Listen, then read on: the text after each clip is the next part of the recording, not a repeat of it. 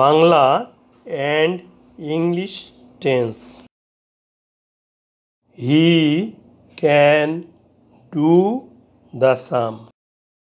প্রতিটি ওয়ার্ডের পৃথক পৃথক বাংলা করি। হি অর্থ সে, ক্যান অর্থ পারা, সাবজেক্ট সের সাথে পারা না হয়ে পারে হবে।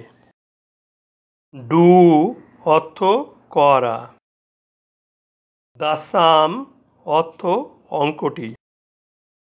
এখানে অ্যাক্টিভ ভয়েসে ক্যানের পরে টু উজ্জ্ব আছে।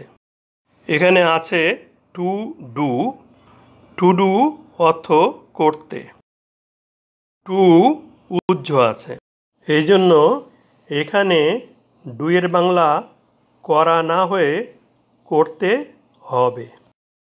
কে করতে পারে? হি বা সে সাবজেক্ট। কি করতে পারে?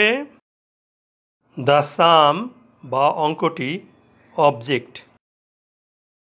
Can modal verb, do verb. এখন বাংলা বাক্য সাজিয়ে লিখি। ইংলিশ সেন্টেন্সে সাবজেক্ট হি বাক্যের প্রথমে আছে।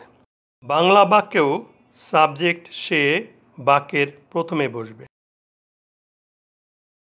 ইংলিশ সেন্টেন্সে অবজেক্ট দ্য সাম ভার্বের পরে আছে, কিন্তু বাংলা বাক্যে অবজেক্ট অঙ্কটি সাবজেক্টের পরেই বসবে।